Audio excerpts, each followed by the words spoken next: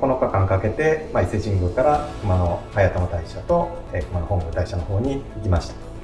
聖地に向かって人々が巡礼をした道、これが大事だということで世界遺産になったという。だから如意輪観音を見ると当時の人は分かるんですよ。あ、これ那智山の如意輪観音や。そうするとガガーンってね、いいじゃないですか。この景色いいですよね。かなり疲れていて足が痛いですという状態で普通は焼山には登ろうとしないんですよ。なんでそんな無茶なことをするんですかね。峠って頂上通んないんじゃないですか。なんでここだけ頂上通るの？それはね、すごくいい質問ですよね。そうなんですね。はい、皆さんこんにちは。こんにちは。昨日大辺地の最後の区間であるコザから那智まで歩いてきまして、そのまま紀伊半島を北上して今は三重県の友人のお宅にお邪魔しています。今回は熊野参詣道の研究をされている伊藤さんと熊野古道の巡礼旅の魅力について語り合いたいと思います。はい、じゃあ伊藤さんお願いします。はい、皆さんこんにちは。私は伊藤と言いますけれども、この熊野参詣道の伊勢路をはじめとしたこういう人の巡礼の旅であるとか、その道という文化遺産について研究をしています。今日はぼちぼちさんと一緒にこの熊野参詣道の伊勢路の魅力について語るということで、とても楽しみにしています。はい。伊藤さんと私がどういう関係かと言いますと、私の大学時代の友人が伊藤さんの高校時代の同級生ということで、15年ほど前に一緒に伊勢路を歩いたというのが、最初のきっかけになります。その時の友人がこちらです。こんにちは。よろしくお願いします。今日はこの3人で、熊野参詣道伊勢路の魅力について、一緒に語っていこうかなと思います。まず最初に、熊野古道とはどういったものかというのを、伊藤さんの方から説明してもらおうと思うんですが、伊藤さんはよく熊野古道ではなくて熊野参詣道というお話をされているんですが、そこら辺の違いも含めて、視聴者の皆さんに分かりやすく説明していただけますでしょうか。まずですね、熊野古道という言葉よく皆さんご存知だと思うんですね。逆に熊野参詣道という言葉はあんまりお聞きになったことがないんじゃないかなというふうに思うんですね。で、熊野古道、世界遺産にもなっているというのは皆さんよくご存知だと思うんですけれども、この世界遺産にどうして熊野古道が世界遺産になったのかということを紐解くのが一番いいんだと思うんですね。なぜこの熊野古道が世界遺産になったのか。これはね、紀伊半島という一つの大きな半島がありますね。で、その半島の中に熊野三山、それから高野山、それから吉野っていう、3つの聖地が成立するんですね。で、その3つの聖地の間を結ぶのが道なわけですよね。その道は単なる道ではなくて、人がその聖地に行くための道なわけですね。その聖地のために、聖地にお参りに行くための道、これを参詣道というように呼んでいるわけですね。だから、単なる道ではないということですね。で、熊野古道という言葉がすごく広がった一つの理由は、おそらく皆さんも熊野古道というと石畳があって、あるいは周りに木々があってっていうような、そういう道を思い起こされるんじゃないかなというふうに思うんですけど、その道が、例えば石畳があって、木々があって、美しいから世界遺産になったわけでは実はないんですね。もちろん美しいんですよ。もちろん美しいんですけど、美しいから世界遺産になったわけではなくて、そのような聖地に向かって人々が巡礼をした道、これが大事だということで世界遺産になったということなんですね。だから熊野古道というとやっぱりそういうのは美しさのある古い道っていうことがどうしても強調されがちで、巡礼路だったっていうことは忘れられがちなんですよね。なので私はいつも熊野へお参りするための道、熊野参詣道っていう言葉を使ってお話をすることが多いって、こういう事情なんですね。熊野参詣道っていうと、いろいろ種類があると思うんですが、そこら辺の違いみたいなのって簡単に説明できます？基本的に熊野っていうところに向かって人々が巡礼を始めるのは平安時代ぐらいの話なんですね。で、当然当時の人で記録を残すのはこれ京都の人なんですよ。京の都にいる皇族だったり貴族だったり、こういった人たちが熊野へ詣でていく、熊野詣っていうのをやるんですね。で、その当時、その紀伊半島の南の端っこにある熊野へ行く道として、2つの道が当時の記録には書かれるんですね。それが、今の和歌山県西回りの紀伊路というふうに呼ぶものと、今の三重県東側を回っていく伊勢路というものの2つがあったんですね。それが記録で残っている。で、当時の流行歌を集めた本があるんですけども、その本の中にこんな歌が出てくるんですね。熊野へ参るには、紀伊路と伊勢路のどれ近しどれ遠し。広大慈悲の道ならば、いずれの道も遠からずという、そういうような歌が出てくるんですね。紀伊路西回りと東回り両方の道どちらで行っても熊野は決して遠くないんだというような、そういう意味の歌なんですけれども、この時当時の上皇とか貴族とかが主に通った道は基本的には今の和歌山県周り、西の方から行く道ですね。これを紀伊路と呼んでいる、全体としては。で、一方でこの東伊勢の方を回っていく道を伊勢路というふうに呼んでるんですね。この紀伊路と伊勢路っていう二つの呼び方は、もうこの頃からずっとあることはもう間違いがない。一方でこの和歌山県の方を回っていく道は、今の紀伊田辺のところで二つに分かれるんですね。そこから山の中をずっと入っていく道のことを中辺路というように呼んでますし、そこから海沿いにずっと那智の方まで回っていく道のことを大辺路っていうふうに呼んでますね。それからもうちょっと時代が下ってくると、高野山からまっすぐ南に向かって、熊野三山まで行く道ができてくるんですけど、このことを今、小平寺というふうに呼んでいる。いわゆる巡礼路はこんだけ今あるんですね。で、それ以外にもう一つ、これはいわゆる巡礼者、一般の巡礼者が通らないんですけど、吉野から熊野三山まで行く、この修行の道があるんですね。これ修験者の修行の道なんですけど、これを大峰奥掛道っていうふうに呼んでますね。大体この紀伊半島全体に広がっているこの巡礼路のネットワークっていうのはそんなイメージで捉えることができるかなと思いますね。はい。伊藤さんは伊勢路の専門家そうですね。ということで、伊勢路については、昨年に、私が、5本動画を上げたんですけど、9日間かけて、伊勢神宮から、熊野早玉大社と、熊野本宮大社の方に行きました。それを、今日もう一度見ながら、伊藤さん専門家の視点から、いろいろ解説をしてもらいたいなと思っています。よろしいですか？はい、わかりました。じゃあ、ここからはちょっと動画を見ながら行きましょう。この旅をするにあたって、この、伊藤先生が書かれたこの本を参考にしながら歩いたんですけど、ちょっとその本の紹介。ありがとうございます。この本ですね。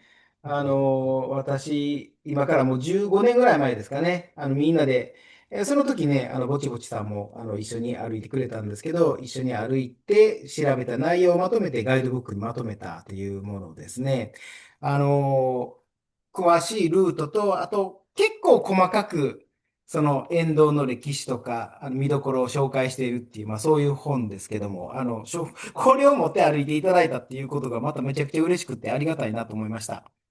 これめちゃくちゃ役に立って、ここまで詳しく説明されているガイドブックって他にないんで、伊勢路を歩く方はぜひこれを、携えながら歩いてもらうと、より詳しく知れるかなと思います。ありがとうございます。まずこれは最初の動画です。伊勢神宮から栃原まで。じゃあ伊藤さん、いい感じのところで適当に止めて解説してください。解説っていうよりはね、私も実際に一緒に歩いているので、もちろんこの伊勢路は全部歩いてるんですけど、その思い出話になるのか、それともなんかね、学術的な解説になるのかっていうことですね。伊勢路って、ここ後で出てきますけど、ここから熊野本宮に行く道と、熊野早玉大社に行く道と二手に分かれるんですよね。どっちが多かったんですか、その人としての、江戸時代にね、伊勢から熊野に向かって歩く人は、まっすぐ熊野早玉大社へ行きますね。ああ、このまま。まっすぐ熊野早玉大社へ行きますね。あの、本宮の方に行く人がいないわけではないですけど、どちらかっていうとかなり少ないですね。ただ、現地まで行くとね、道標が残ってたりとかして、一定程度、そういうの歩く人がいたことはよくわかるんですけども、多くはないと思いますね。で、そこから早玉大社まで行って、那智行って本宮行くっていうルートですかね。そうです、そうです。ああ、それが。江戸時代の場合は、熊野那智大社が、西国33所巡礼の第一番札所になっているので、そこへまず目指すんですね。はいはいはい。で、これ今、下空来ましたよね。もともとね、下空からお参りするのが正しいっていうのは最近でもよく聞く、解説だと思うんですね。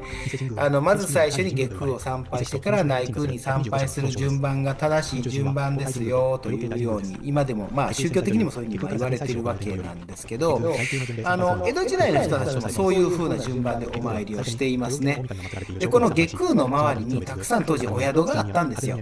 その宿に泊まって、で、そこから内宮の方にはまた別途お参りに行くっていうようなことなんかを江戸時代の人はやっていますね。いや、いいですね。本当にいいですね。下空参ってからで内空っていうのは、これ往復したの大変でしたでしょ。そうそうそう。こう下空行って内空行ってまた下空に戻るんで、こう往復で、書いてます。9キロぐらい余計に歩いてるっていう。内空スタートにした方が全然楽ですね。実際はね、内空スタートにされるといいとは思いますね。で、赤福を食べるんですけど、赤福はもうすごい朝早くからやってるんですよね。そうですね。ここはね、毎朝の何時だったかな、5時ぐらいに、これ今右手にかまどがありましたけど、あそこでね、ここのお店の奥さんやったかな、おかみさんが火をつけるはずなんですよ。で、今でもずっと欠かさずかまどでお湯を沸かしてますね。で、ここで出されるお茶はね、そのかまどで沸かしたお湯で入れたお茶なんですよね。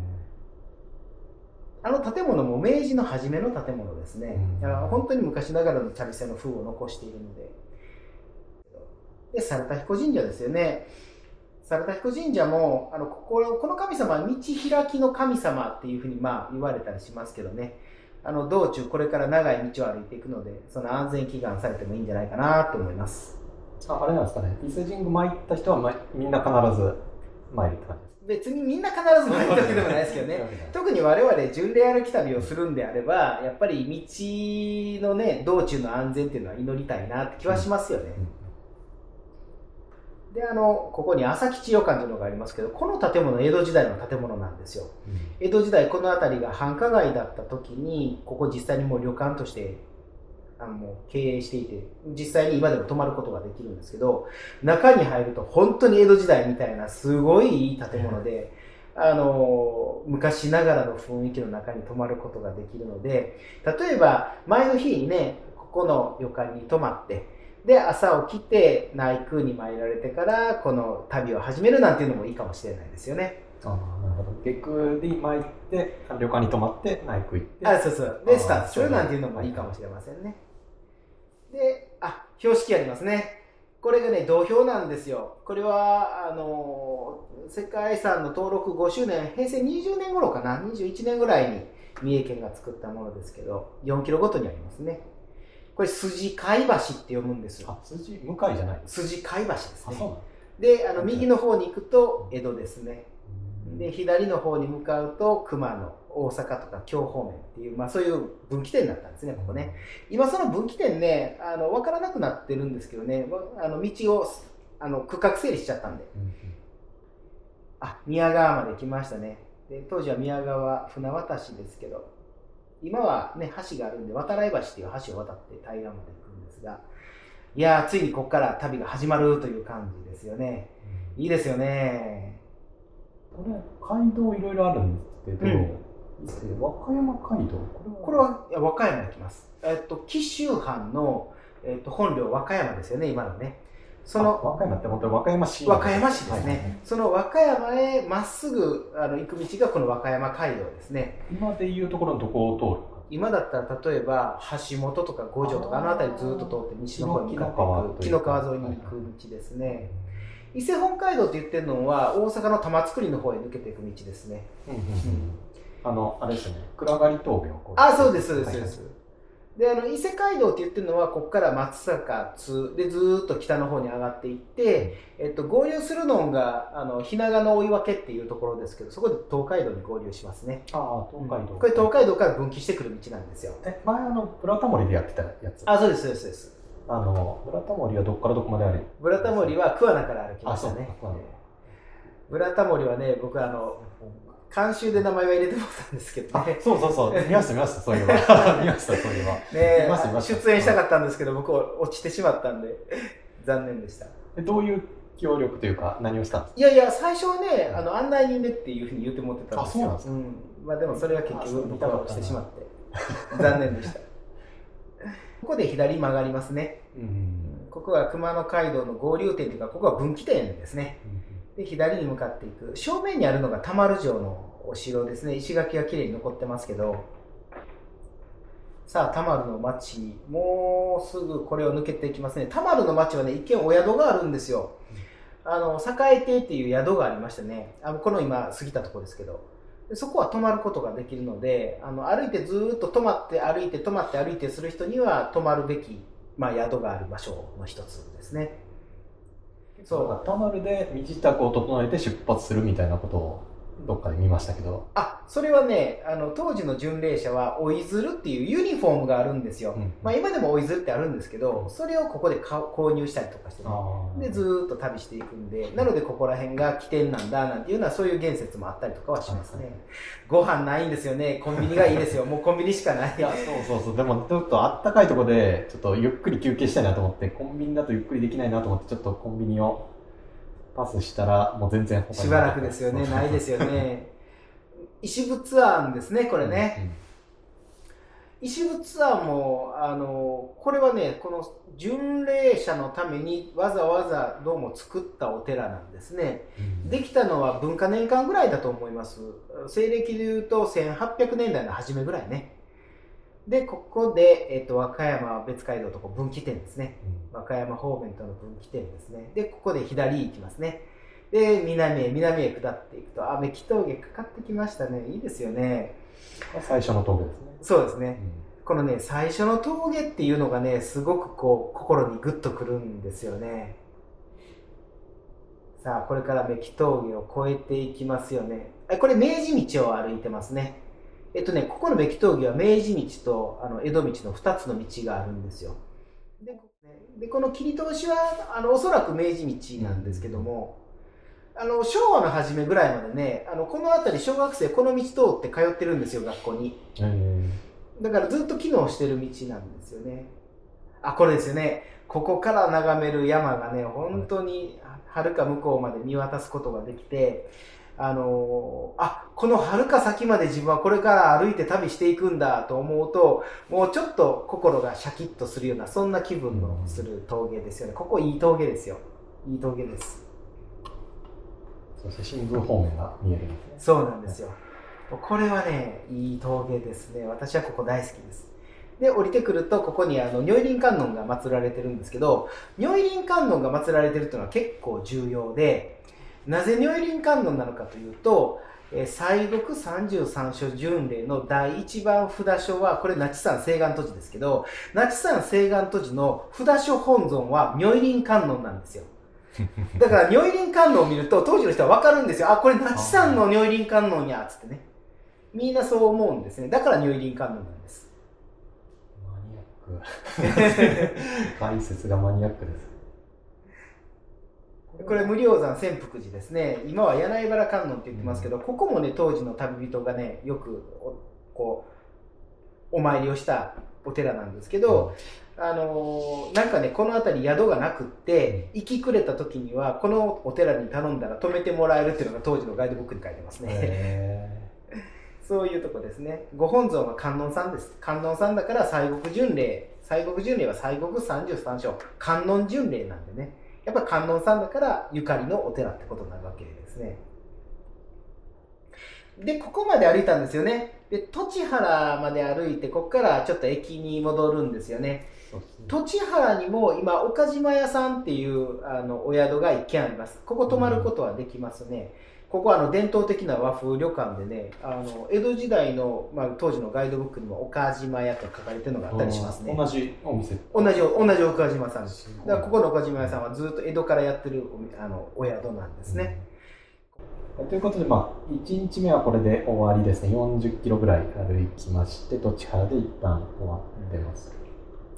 40キロ歩くとね、私は基本的に歩くのが苦手なので、30キロ超えると次の日に私の場合は故障が残りましたね。でも私も40キロはめったに歩かないんで。ちょっと偉いでしょ。そう。これはさすがにちょっとしんどかったです。大体歩いて旅するの、私みたいな歩くのが苦手な人の場合は、どれぐらいかな、25キロぐらいをめどにこうついで歩くといいかなっていう気はしますけどね。20キロだったら。2番目の動画ですけど、栃原から霧長島まで行ったやつです。で、栃原に戻ってきたわけですね。ここからまた歩き始めるっていうことですけど、この辺りからね、ちょっとずつ、先ほど一つ前でメキ峠越えましたけど、そういう峠越えじゃないんだけど、古い道が残ってる区間っていうのがね、結構出てくるんですよ。それがね、この辺りの区間の楽しみどころではありますよね。で、ここでバカ曲がりか。ここね、当時まっすぐ行く道ってね、山があったんですよ。今はその山を切り裂いてまっすぐ行く道があるんですけど、当時はなかったんで、ここで川に沿って左の方に曲がらないといけなかったんですよ。大回りしやんとあかんので、バカみたいにあちこち曲がらんとあかんからバカ曲がりっていう名前がついたって、ほんまかどうかわかんないんですけど。でも当時の文章でもバカ曲がりって書かれてるんですか？いや、当時の文章でバカ曲がりって言葉はあんまり出てこないですね。どっちかっていうと地元でそう言ってたみたいです。今、バカ曲がりっていう地名はないんですけど、踏切の名前に残ってますね。踏切でバカ曲がり踏切っていう名前があるんですよ。バカがついてるのなかなか珍しいですね。なかなか珍しいでしょ。で、ここね、川の中をこうやって渡らないといけなくって、ちょっとなんか、昔の巡礼路ってこんなんだったんかなっていうのなんかが想像できたりしますよね。ここは実際には元の道じゃなくて、これ元の道出てきましたね。これが元の道ですね。ここね、めちゃくちゃいいとこなんですよ。上瀬のところで川渡りするんですけど、実際に川をね、こうやって渡ってたんだっていうのがよくわかるとこですね。谷底まで降りてまた登っていくっていうことを繰り返すんですけどね、この辺は。で、ここに巡礼者の供養塔もありますよね。で、巡礼者の供養塔なんかも、あれなんですよ。これ古いですよ。これ江戸時代、安政年間だったと思いますけど、人が亡くなると、その親類とか縁者が、お金を送って、こういう供養塔を建てたりするんですね。道標に、お地蔵様の光背ですね。この船形光背って言いますけど、船の形をしている光背ですね。そこのところに、どこそこまで何里っていうような、文字を刻んだ道標っていうのが結構ある。そうですね。光背。船形光背って言いますね。船の形をしているんですね。で、そこのところに、例えば、那智山まで何里とかいうようなことが書かれてたりするんですけど、これはちょっと違いますけどね。そういう道標がたくさんあって、多くはね、地元の人が寄進してるんです。江戸時代の話ですよ。あれも江戸時代ですね。ここのお地蔵さんも道庁安全祈願地蔵って書いてますけど、ここも、はっきりのところも道標地蔵ですね。弁慶師に座ってますね。これ本当に弁慶がここに座ったんですか？なわけないじゃないですか。ただ、そういうような伝承があるということですよね。街道筋沿いにはそういう伝承がいっぱいできますよね。だからそんなことはないっていうのは歴史的にはそれは立証することは難しいですけど、そういうことを地元の人が語り伝えてきたってことは重要なわけですよね。よくなんか秀吉が休憩したとかね、よくありますね。よくありますよね。南の方に行くと神武天皇がとかいうのも出てきますね。神武天皇はさすがにちょっとって感じがしますけど。でもそれも全部伝承なんですよね。とんかつ食べてますね。このとんかつって味噌だれじゃなかったです。味噌だれだったような気がします。この地域はね、とんかつ食べると味噌だれなんですよ。名古屋の影響？そうです。赤味噌なんですよ。でね、これ江戸時代からそうなんですよ。江戸時代の人の旅の日記でね、そんなこと書いてるのがあるんですね。この地域入ると赤味噌だっつって。これ今ね、船木橋っていう橋の上にいますけど、橋脚がね、レンガでできてて、これ明治時代の橋脚なんですよ。これ明治時代の橋脚で、上側に乗ってる橋桁は、これ昭和9年だったと思いますけど、昭和戦前の橋脚なんで、橋桁なんですね。明治の橋脚に橋桁が乗っている。これでね、宮川の渡し船がなくなっていくんですね。昔はここにあったんですね。もっとね、下流の方にありますね。もっと下流にありますね。今これをないから、すごい遠回りしてここ渡って。そうです、そうです。ただ今もね、渡し船、観光協会頼んだら渡してもらえるんですよ。で、三瀬坂も残りのいい峠道で、もうこれ頂上ですよね。そうです頂上ですよね。頂上着くとね、片一方にお地蔵さんが祀られていて、で片一方に昔は茶店があったんですよね。これがそうです、そうです。その岩の中に仏さんが入ってますね。でもうあとは一気に下っていくだけっていうね。ここもなかなか頂上で一休みできるいい峠ですよね。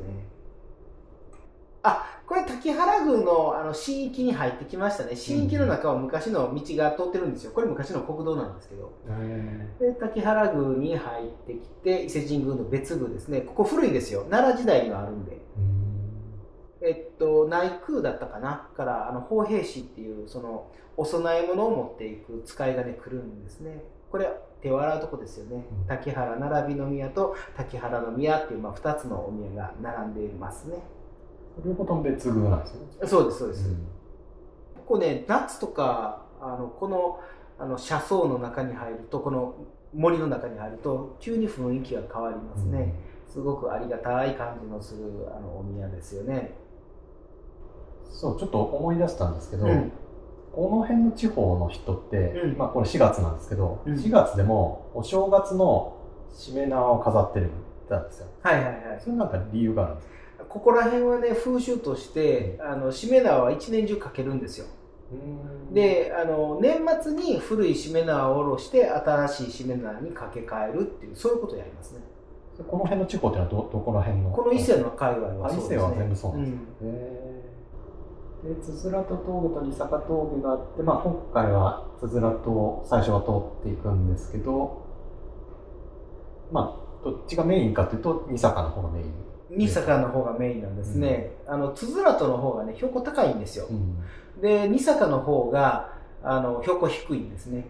で、江戸時代のそのガイドブック、道中案内っていうのを読んでいると、二坂ですね、基本的にはね。つづらと紹介するものはまずないですね。江戸時代以前の人が通ってたって感じ？これもちょっと難しくて、いつぐらいからじゃあ二坂に移ったのかっていうこともよくわからないんですよ。で、つづらとの方が古そうだという見解なんかもあります。二坂ってね、降りたところが湿地帯なんですよ。で、その湿地帯が歩けるようになってから二坂が使われるようになったのかなっていうふうに、私も考えたりはするんですが、あまり証拠がない。そこら辺は学術的にはなかなか詰めるのが難しい状態ですね。今これずーっとつづらと峠に向かって歩いてますよね。両方とも世界遺産にはなってる。両方世界遺産になってますね。熊野灘が見えますよね。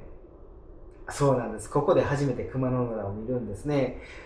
伊勢神宮お参りして、その後二見浦なんかに行きますとね、そこで伊勢湾の方の海が見えるんですね。そこからこう山の中ずっと歩いてくるんで、海見えないんですよ。で、ここまで来ると初めて海が見えるんですね。これがね、感動するんですよね。つづらと峠を下る悪路ってね、ここ細いんですよ。確かにこう見るとちょっとあれですね、細いですね。ここ細いんですよ。細くてね、そんな段差も結構激しかったりとかして、落ちひんようにロープとか張ったりしてますでしょ。なので悪路ってよく言うんですけどね。ただここはね、道として昔ながらの、これそうですね、石垣、石積みですね。いわゆる野面積みって言ってますけど、こういうような石積みが残ってたりもするんで、つづら峠出ましたね。素晴らしい。これってどうでした？あんまりそうかしんどくないって言ってましたっけ？そう、思ったよりしんどくなかったって感じですね。いや、これをね、思ったよりしんどくなかったって言えるのは相当強いですよ。いやまだこの時って伊勢路がどんな感じなのかってあまりよく分かってなくて、はいはいはい。かなりなんかすごいあれ急な峠なんじゃないかとちょっとビクビクしてたんですけど、はいはいはいそれよりはマシだったみたいな感じです。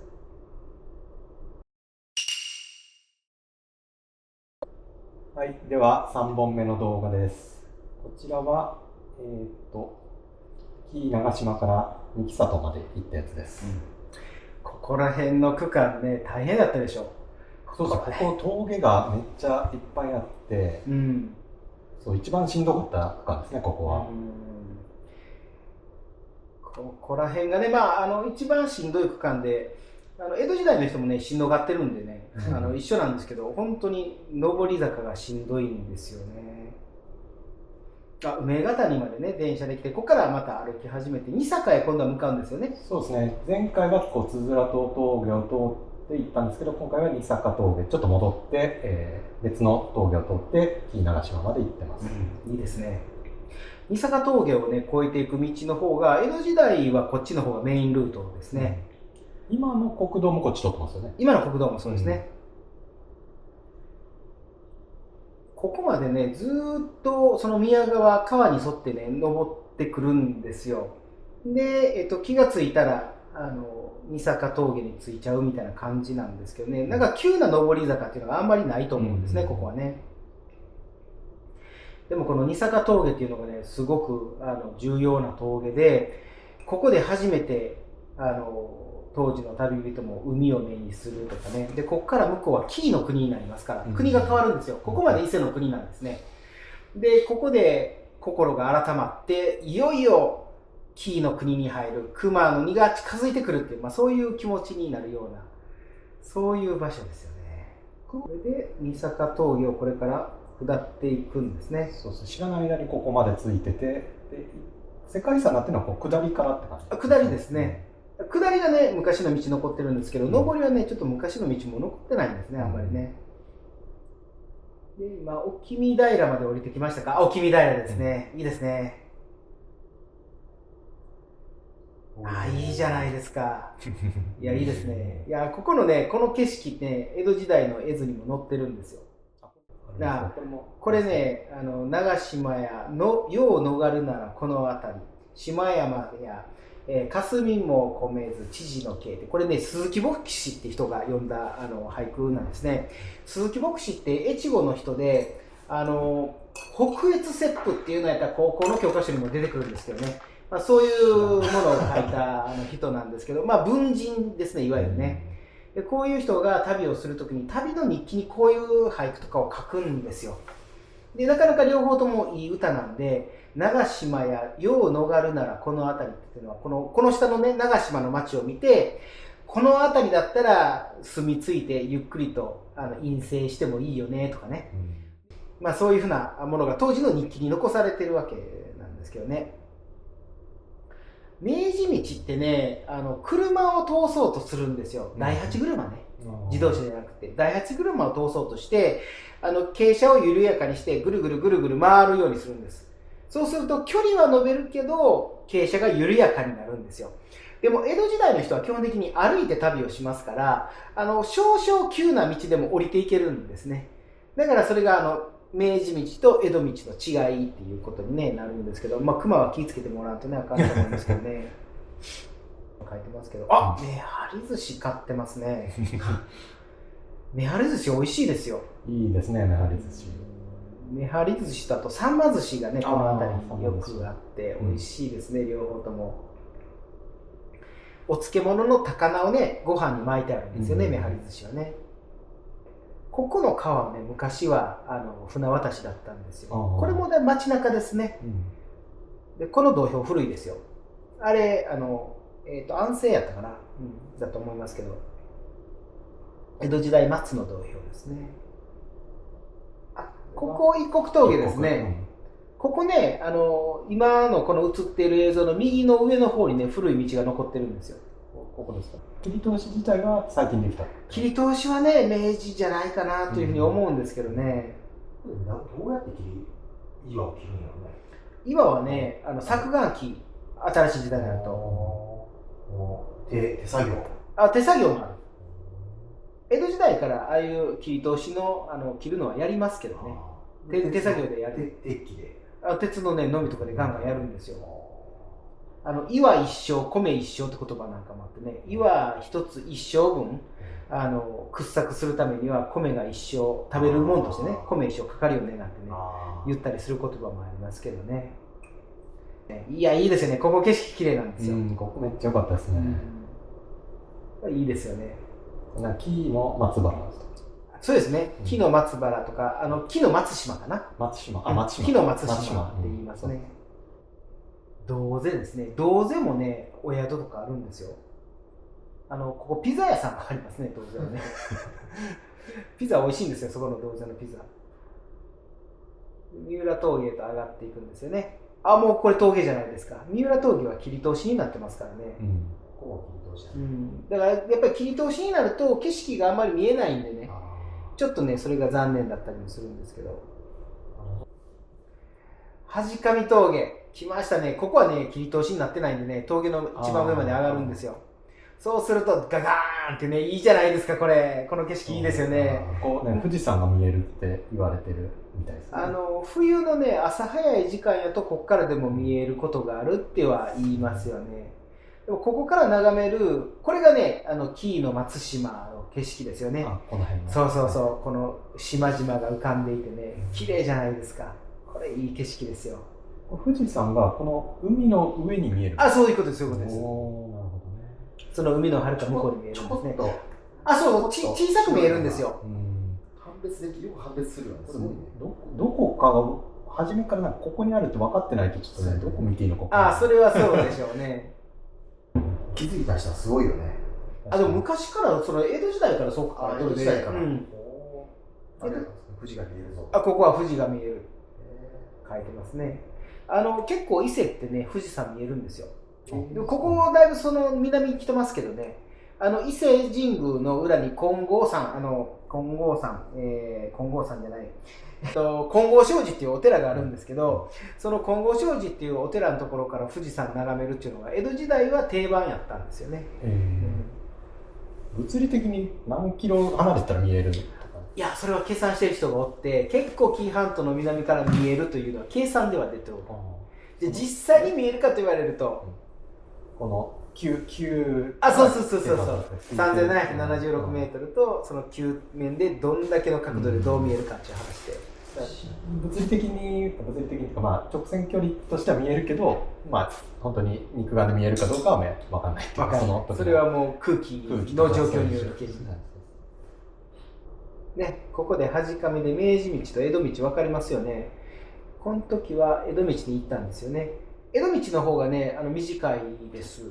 で、この後ずっとしばらくね、アスファルトの道歩かんとあかんので、実際古い道こっちなんですけど、明治道歩かれる方が、歩きやすいことは歩きやすいです。どちらでも同じところに結局出るんで、どちらでも大丈夫だと思います。ここのね、これ深山の郷土資料館ってね、この辺りのお金持ちの人がね、自分の娘やったかな、息子やったかな、結婚式をするためにああいう洋風の建物を建てたんですよ。結婚式のためだけに。そういうもんですね。海外駅でこの日は終了ですね。素晴らしい。お疲れさんですわ、本当に素晴らしい。本当に素晴らしい。まだこの日はまだ良かったんですね。この日30キロ歩いてるんでしょ。そう、30キロ。30キロね、歩くとね、結構きますよ。だから、ぼちぼちさんはやっぱり歩き慣れてる人なので30キロ歩けちゃいますけど、あんまり歩き慣れてない方はさすがに30キロはおすすめしないですね。もうちょっと短い方がいい。でこっからがもうめちゃくちゃしんどかったですね、この日が。これから焼山を越えて三木里まで行くって話でしたよね。まずあれですね。馬越を越えて。馬越を越えて。馬越を越えて、焼山越えて。三木里行って。さすが一番の難所と言われるだけあるっていう感じですね。これから馬越にかかっていくわけですね。馬越から小菱山と天狗山っていう、この2つのまあ、山に寄り道をしていくんですけど、これがちょっと余計というかしんどい原因だったっていう。僕はそれがしない方がいいと思いますよ。そうそうそう。だからそれするんだったら、尾鷲の町で一旦終わりにして、で次の日に焼山を越えた方がよかった。うん、その方が良かったですね。それちょっとね、選択ミスりましたね。天狗山はね、いいんですよ。天狗山に登って、そこから直接降りていく道があるんでね。瓶子山の方は道ないんで、そっちから降りて回るっていうルートはもともとないので、大変だったんじゃないかなと思うんですが。瓶子山は昔の人は知ってたんですか？当時の巡礼者は何にも知らないです。ああ、じゃあ、寄り道をしていく人はいなかった。いないですね。天狗山の方は寄り道する人結構います。まあ、天狗山の方が近いんでね、すぐ登れるんで。天狗山は、あそこの上に、また後で出てくると思いますけど、ちゃんとそういう修験道の行場だったりとか、あるいはそこから下に降りていく、直接尾鷲まで行く道もついてたんで、降りれますね、今でも。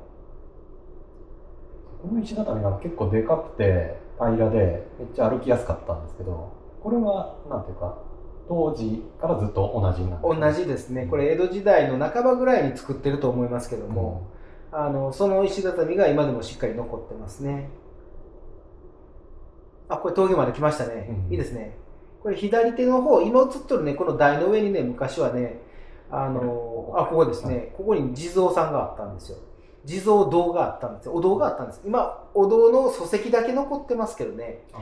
この上にね。で、ここのところのご本尊が岩船地蔵っていうね、船のところにお地蔵さんが乗ってるっていうもんなんですよ。これはね、江戸時代に今の栃木県の方で大流行したお地蔵さんで、栃木県とか江戸とかでもすごい流行するんですけど、それをね、関東からここまで担いで持ってきたっていう現象があるんですね。実際関東系のね、お地蔵さんなんですよ。だから関東からやってきた人はこんなところでその船に乗ったお地蔵さん見ると、自分たちの出発地と同じお地蔵さんがあるって思ってびっくりするんですね。それは今残ってないんですか？残ってます。今はこれはね、下降りたところに老人ホームみたいなところがあって、当時の茶店のご主人のご子孫がね、今でも大切にお祭りなさってますね。外から見れるんですか？外からは見れないです。その人がのそうそう、敷地の中にある、個人の敷地の中にあるわけですね。これ瓶子山の方にちょっとそれていきますと。これはね、ようやったなと思いますね。こんな遠いとは思わなかったですね。もうちょっと簡単に、なんか最初の地図で見ると、なんかすぐ近そうに見えたんで、まあいけるかなと思って行ってみたら意外に遠かったっていう。こっちはだからあんま巡礼と関係がないんですよ。今ただ、すごくね、この上でいい写真が撮れるっていうので人気になりましたね。なんか万瀬峠行く人よりも多分瓶子山行く人の方が多いんじゃないかと思うんですけどね。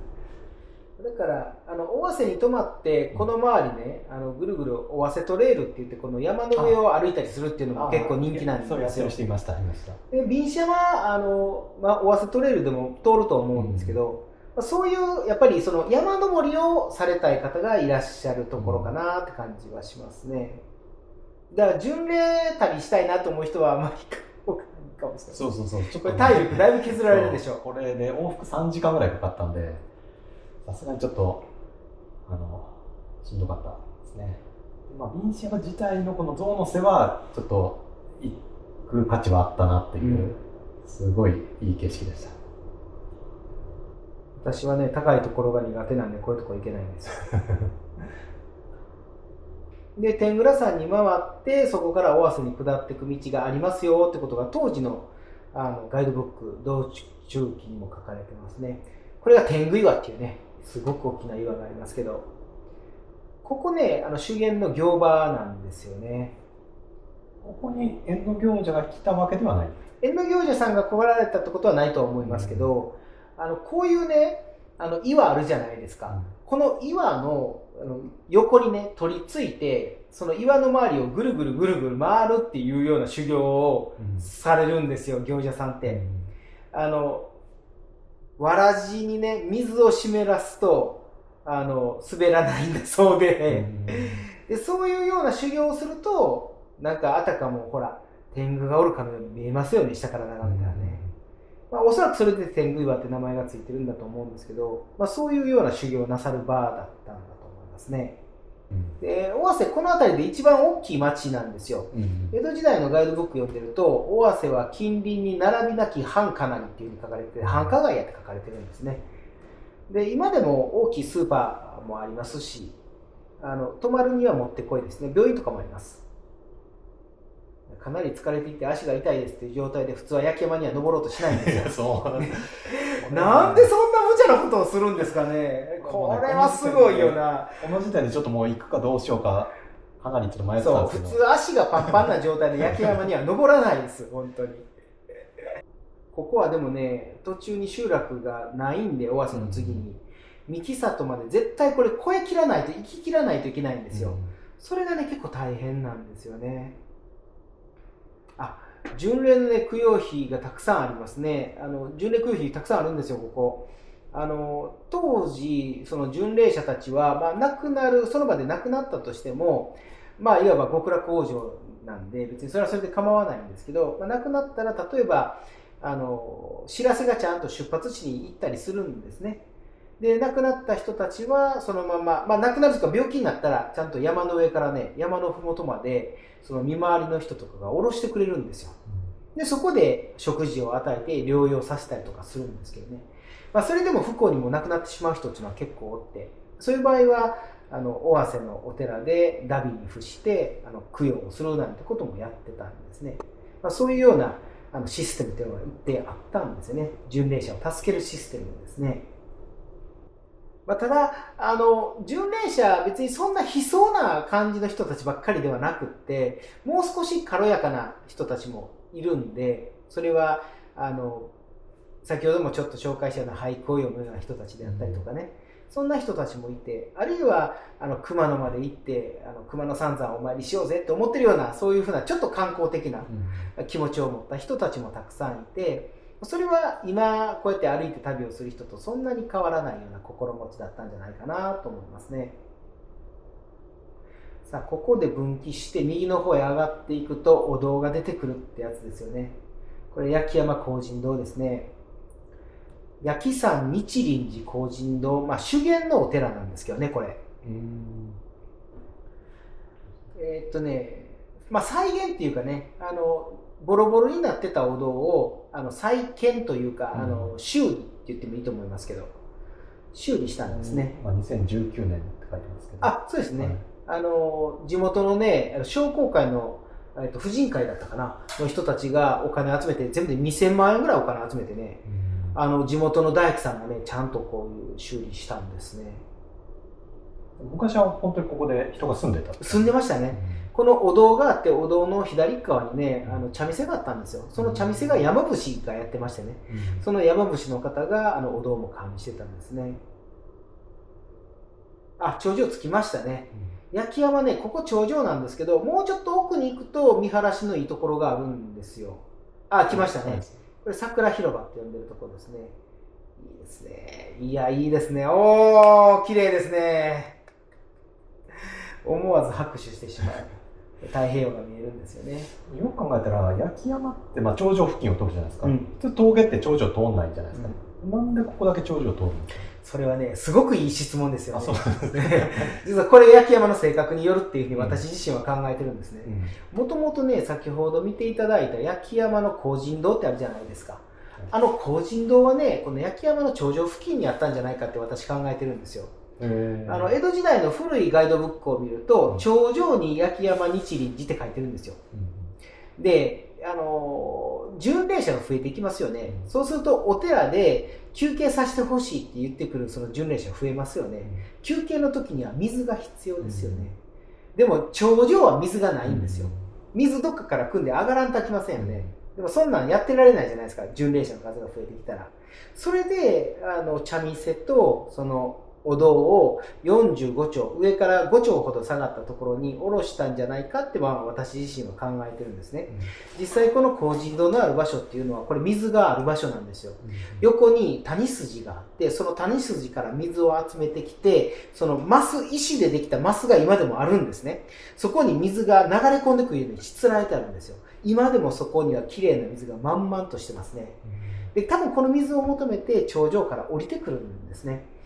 で、ここの八木山の日輪寺って、ご本尊が三宝光神っていうものなんですけど、三宝っていうのは、仏法僧、厚く三宝を敬えっていう、17条憲法出てきますよね。あれなんですよ。仏様なんですね。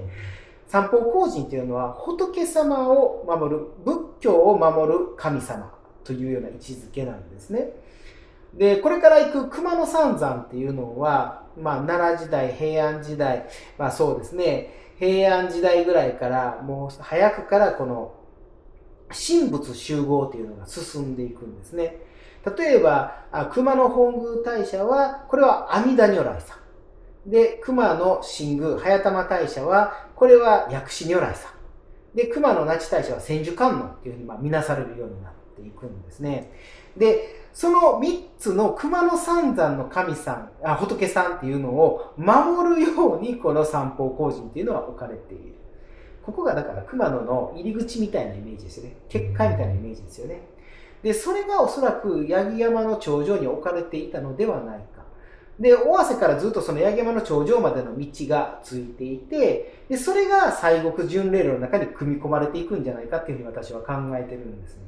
だからこの山の頂上を通って次のところへと進んでいく。こういうすごく険しい道っていうのを通っていくっていう理由かなというふうに思ってますね。実際はもうちょっと楽な道はあるんだけど、そこにお寺っていうかそれがあったんで、そこを通るような道になってるって。実際にね、ここ以外通る道はここはないんですよ。ない。楽な道はないんです。焼山越えしかないんですけどね。実際はね。でもおそらくこの頂上を通る道がそのまま残ったのはそういう理由かなと思いますね。なるほど。これね、夜暗くなってから歩くの結構大変じゃなかったでした？そう。これね、暗くなってから歩いた時に、この道標の下についてるこの反射テープ、これがね、めっちゃ役に立って、これやった人すごいですね。ちょっとなるほど。その反射板はすごくいいんですね。目印が、道標の位置が分かるんでよかったです。この日は、25キロなんですけど、いやー、13時間かかりましたからね、相当。累積標高差が1791メートルって、それどうよって思いますよね、本当にね。ちょっと1日で行くにはちょっとハードすぎましたね。よう歩いてますよね、本当にね。